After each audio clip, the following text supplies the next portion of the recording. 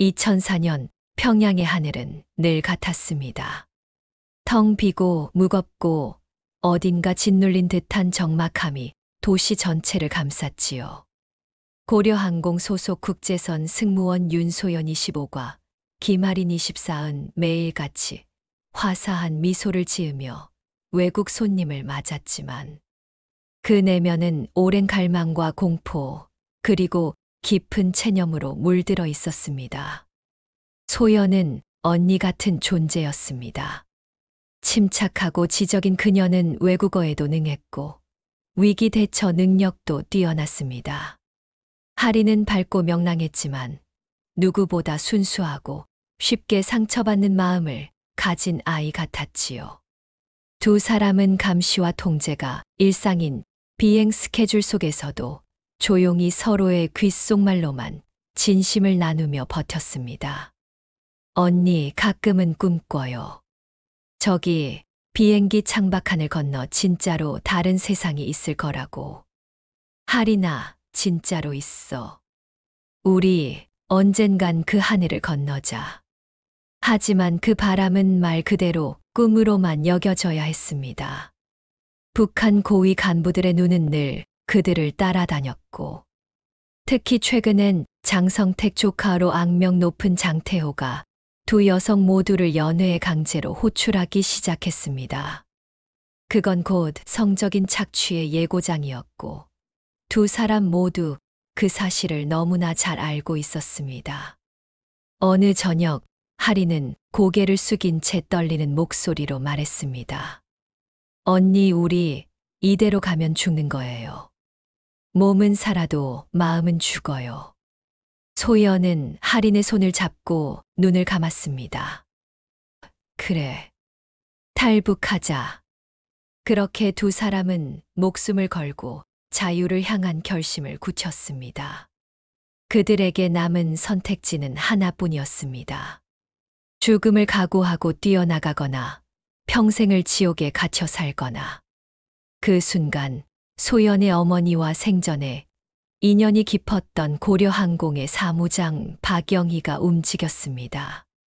그녀는 오래전 자신이 알고 지냈던 한 사람을 떠올렸습니다. 현재 베이징 주재 중견 기업 주재원이자 한때 국가 기관과도 긴밀하게 연결된 인물. 그의 이름은 강지훈 33. 박영희는 그의 이메일에 단 한 줄의 메시지를 보냈습니다. 지금이 아니면 이 아이들은 끝입니다. 며칠 후 답장이 왔습니다. 위험합니다. 하지만 제가 나서겠습니다. 그 밤 평양의 하늘은 유독 붉었습니다. 그건 아마 누군가의 인생이 완전히 바뀌게 될 신호였는지도 모르겠습니다. 강지훈, 베이징 주재 중견 무역회사 직원이라는 신분은 어디까지나 외피일 뿐이었습니다. IQ 162 국제 멘사 회원.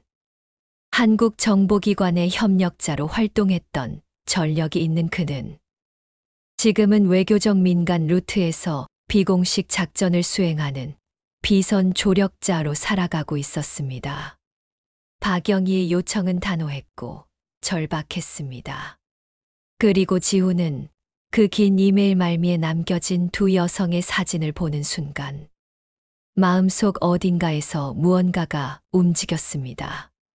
한 사람은 윤소연, 또렷한 눈매의 단단한 표정. 그 속에 감춰진 절박함과 절제된 두려움이 동시에 엿보였지요. 또 한 사람은 김아린, 환한 미소 뒤로 숨은 순수함.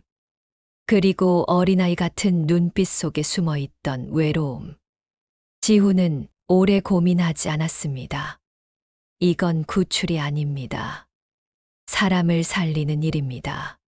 그는 곧바로 베이징 서우두 공항의 CCTV 사각지대, 출입국 비상통로, 항공사 내부 직권, 동선, 위조 여권 및 동남아, 우회 루트까지 포함한 탈출 경로를 설계하기 시작했습니다. 국제 해킹 포럼에서 익힌 기술을 통해 고려항공 보안망에 교대 시간표까지 확보했고, 협력 브로커와 함께 중국 내 밀입국 루트도 열어두었습니다. 공항에서의 탈출은 단 한 번의 기회뿐. 실패하면 두 사람은 영영 사라질 수도 있었습니다. 그리고 예정된 날, 소연과 하리는 베이징 공항에 도착했습니다.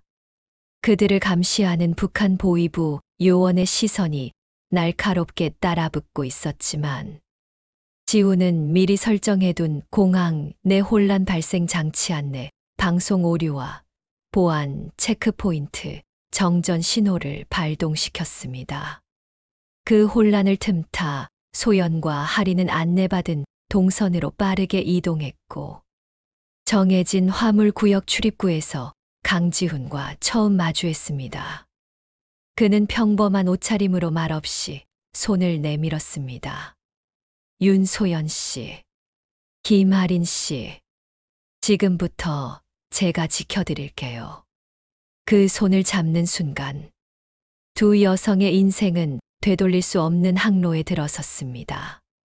지훈은 그날 밤 그들을 데리고 베이징 외곽의 안전가옥으로 옮겼습니다. 그리고 이동 중 차량 안에서 하린이 조심스럽게 물었습니다. 혹시 무섭지 않으세요? 저희 같은 사람 돕는 게. 지훈은 웃으며 말했습니다. 무서운 건 당신들을 이대로 두고도 아무것도 하지 않는 겁니다. 그 말에 소연은 처음으로 긴장을 풀었습니다. 그 남자의 목소리는 어쩐지 온기와 책임이 동시에 느껴졌습니다. 그날 밤 베이징의 밤하늘은 구름 한 점 없이 맑았습니다. 그건 마치 그들 셋 앞에 펼쳐질 험난한 여정의 시작을 알리는 무언의 예고 같았습니다. 베이징 전역에 비상이 걸렸습니다. 고려항공 소속 여성 승무원 2명이 공항에서 감쪽같이 사라졌다는 보고가 들어간 직후, 북한 대사관은 곧바로 비공식 수배령을 내렸습니다. 그리고 그 중심에는 권력자 장태호가 있었습니다. 저 여자들, 내 물건이야. 반드시 잡아. 그의 눈빛은 짐승 같았고 광기 어린 집착은 베이징 전체를 흔들었습니다. 그 시각 강지우는 두 여성을 데리고 시내 여러 안전가옥을 옮겨 다니고 있었습니다.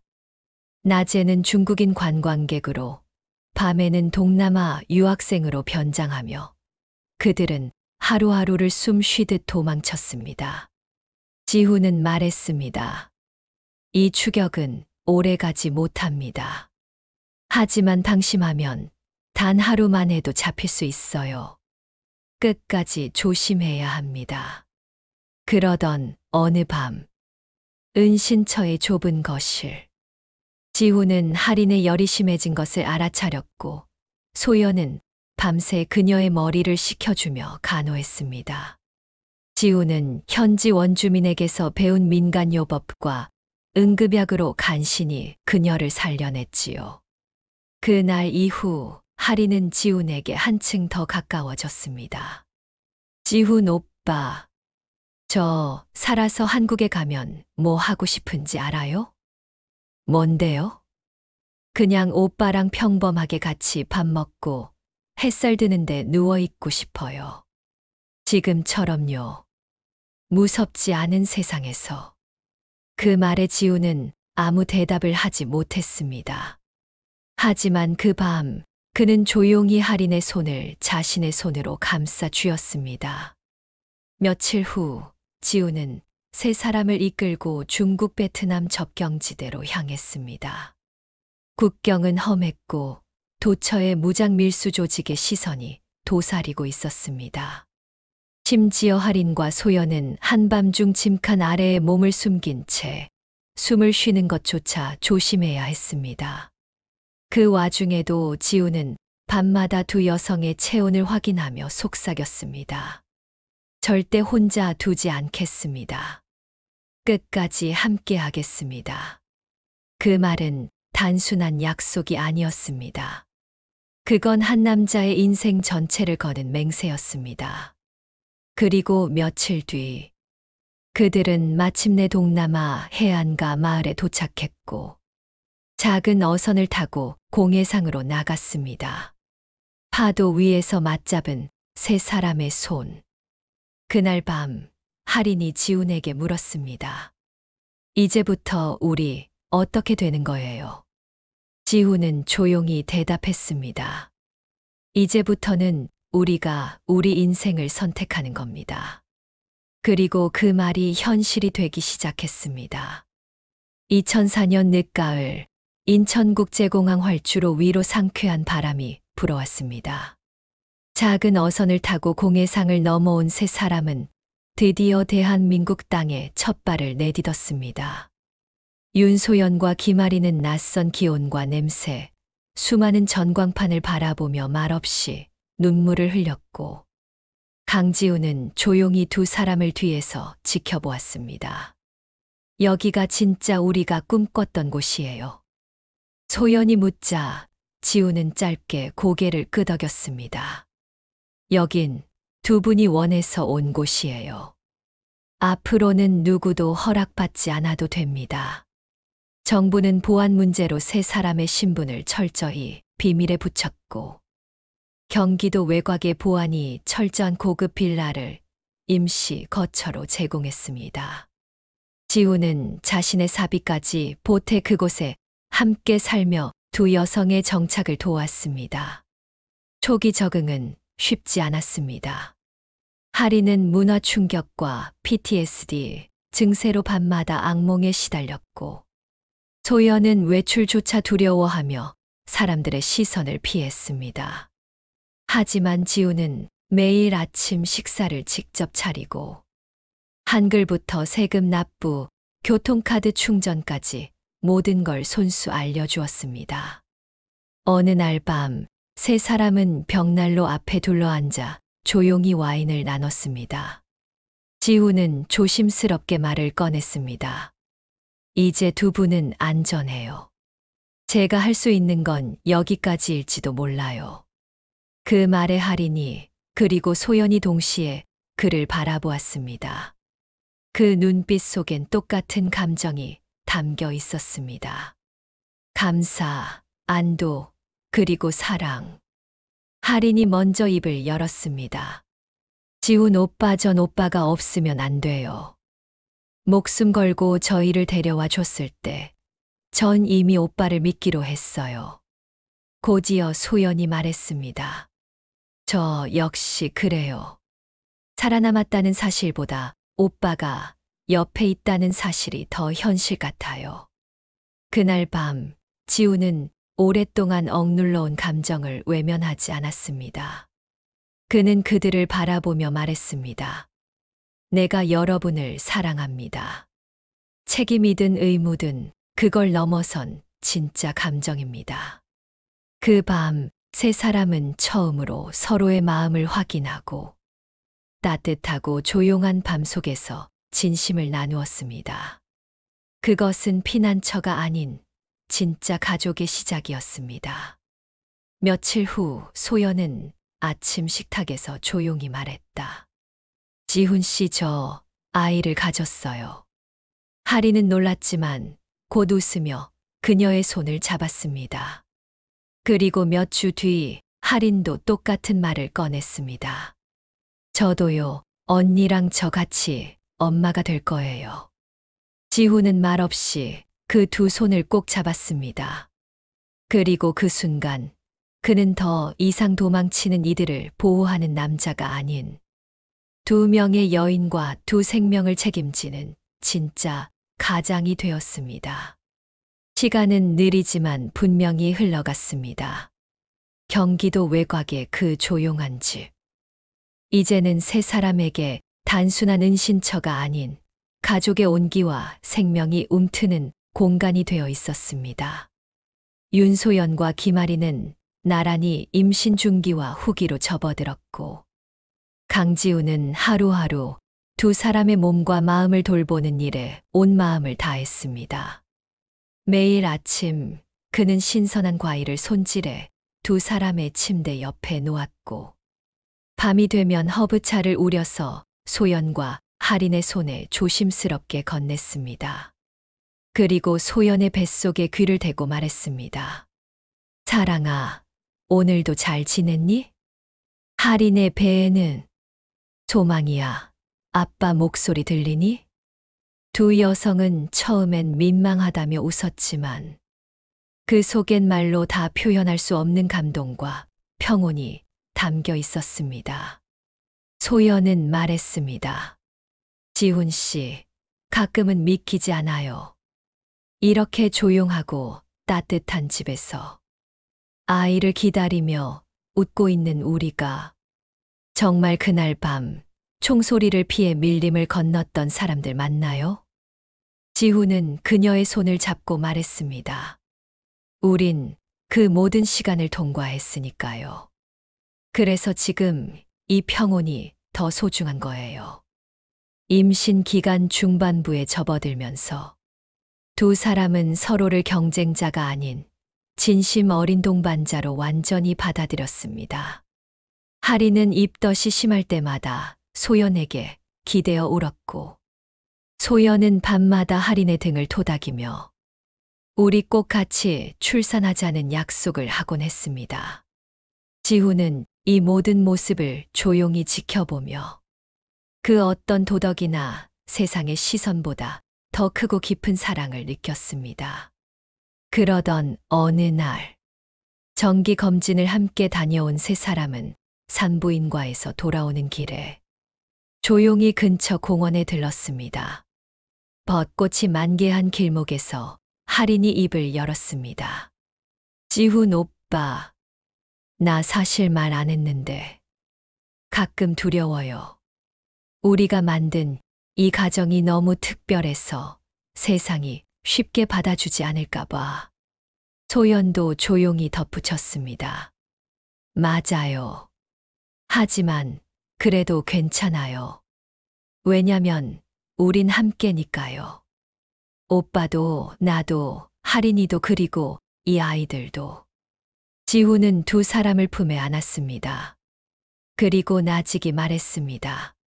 우리는 세상의 틀보다 먼저 사랑의 진심으로 묶인 가족이에요. 난 여러분 모두를 평생 지킬 겁니다. 그날 밤 소연은 지훈의 품에 안겨 아이의 이름을 속삭였습니다. 이 아이는 사랑이에요. 우리가 나눈 모든 마음의 이름. 할인도 이어서 말했습니다. 그럼 내 아이는 소망. 우리가 함께 꾸는 미래의 이름. 지훈은 고개를 끄덕이며 그 두 생명의 이름을 가슴에 깊이 새겼습니다. 그리고 세 사람은 아무도 허락하지 않았지만 누구보다 뜨겁고 순결한 그들만의 가족의 탄생을 준비하고 있었습니다.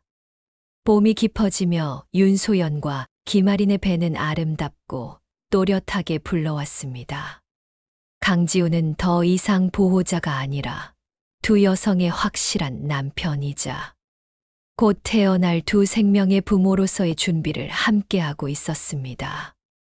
그들의 집은 마치 신혼의 보금자리 같았지만 조금 특별했습니다. 두 사람의 입덧을 챙기고 병원 예약을 나누고 아이 이름을 셋이서 함께 고민하는 모습은 누가 봐도 가족이었습니다. 소연은 자신이 낳을 아이에게 한글 동화책을 읽어주기 시작했고 할인은 손바느질로 작은 베네쩌고리를 만들며 이건 사랑이, 이건 소망이 거야 라며 웃곤 했습니다. 지훈은 퇴근하면 항상 작은 꽃다발을 사왔고 둘의 침실을 오가며 온기를 나누었습니다. 그것은 편애도 혼란도 아니었습니다. 그는 두 사람 모두를 깊이 사랑하고 있었고 두 사람도 서로를 향한 존중과 이해로 그 사랑을 나누고 있었습니다. 어느 날 저녁 세 사람은 함께 육아 클래스를 다녀오는 길에 작은 카페에 들렀습니다. 거기서 만난 한 노부인이 말했습니다. 딸 셋이에요. 참 보기 좋네. 요즘은 다들 가족이 멀어졌는데 세 분 보니 참 따뜻하네요. 세 사람은 아무 말 없이 서로를 바라보며 웃었습니다. 설명할 수 없지만 확실한 가족의 모습이 그곳에 있었습니다. 하지만 세상은 늘 그렇듯 다정한 것에 호기심을 가지는 동시에 다른 것엔 잣대를 들이댔습니다. 며칠 후 이웃의 익명 제보로 주민센터 직원이 갑자기 집을 방문했습니다. 혹시 세 분이 전부 동거 중이라고 신고되었는데요. 순간 공기조차 얼어붙었지만 지훈은 단호하게 말했습니다. 네. 보호 대상자 두 분과 저 함께 가족처럼 살고 있습니다. 법적으로 문제되는 건 없지요? 공무원은 아무 말 못하고 돌아갔습니다.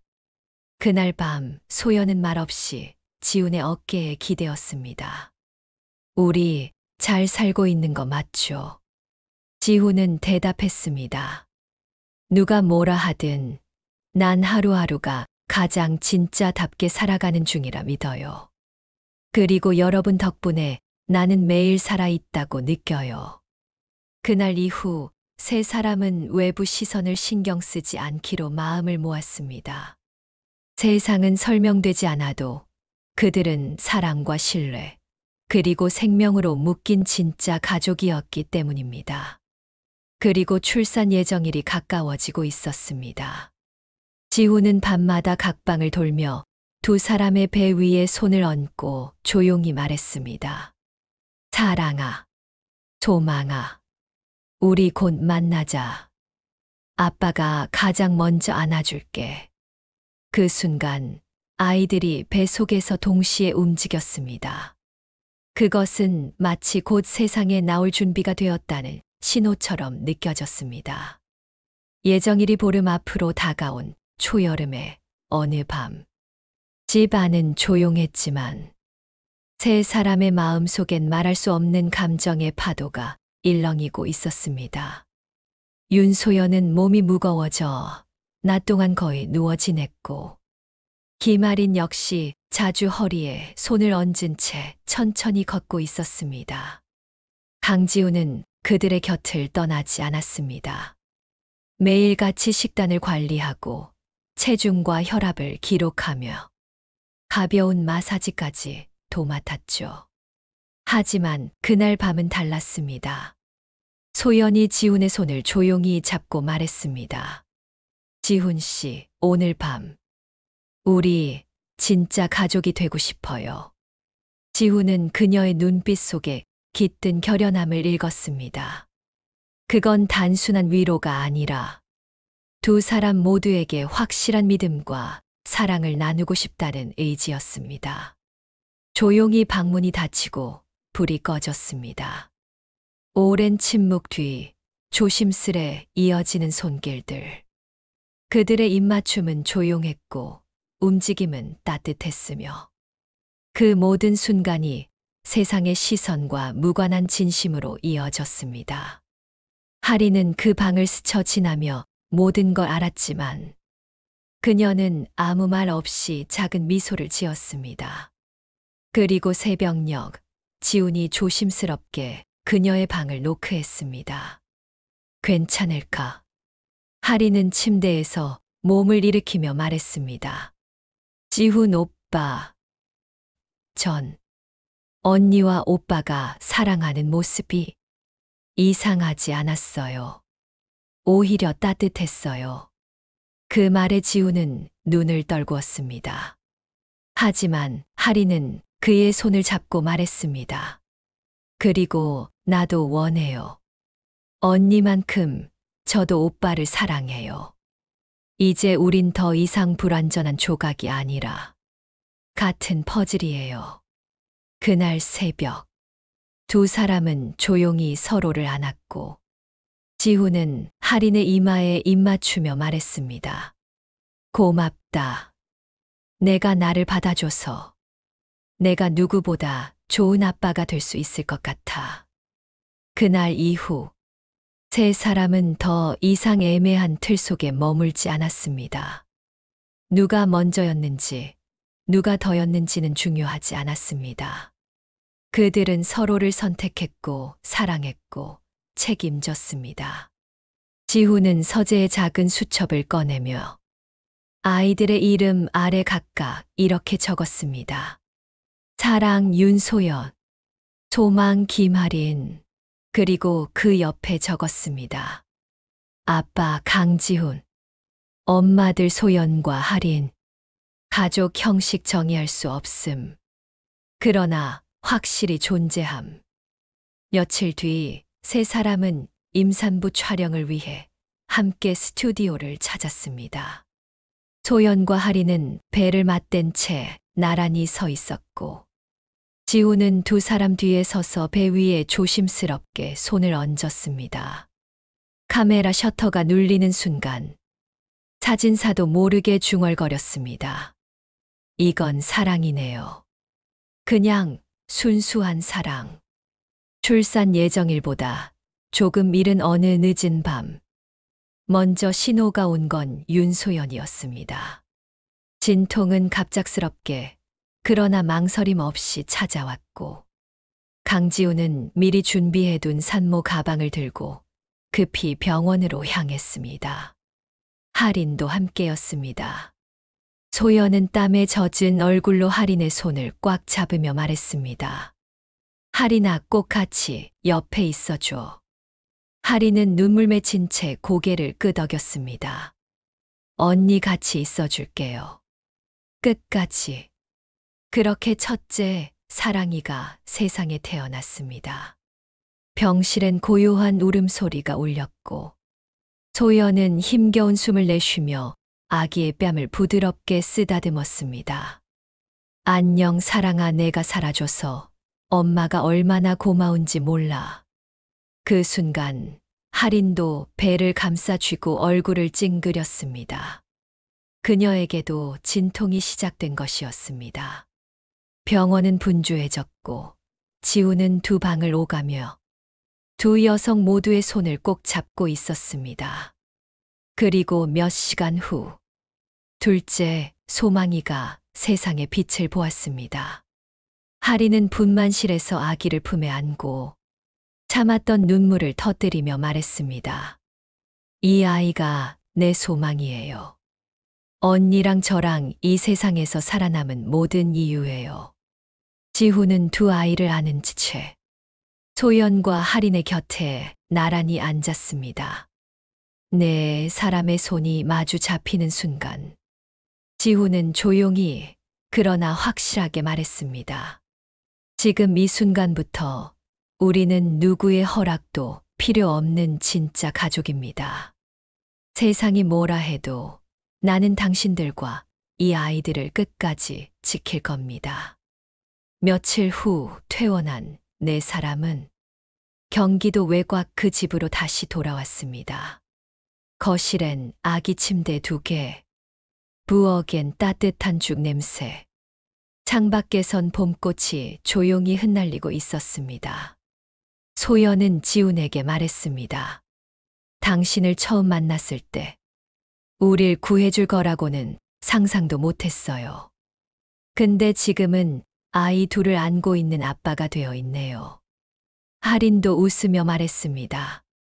그리고 우리 둘은 당신 덕분에 살아있는 사람이 됐어요. 아니, 살아있는 엄마요.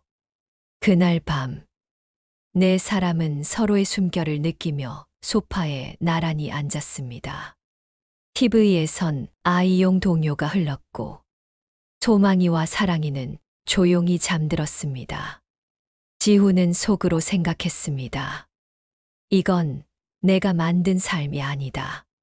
그저 우연처럼 찾아온 기적이다. 세 사람은 누구에게도 설명할 수 없는, 하지만 누구보다도 깊고 따뜻한 방식으로 서로를 사랑하며 가족이라는 이름으로 다시 태어났습니다. 그리고 그 삶은 이제 막 시작이었습니다.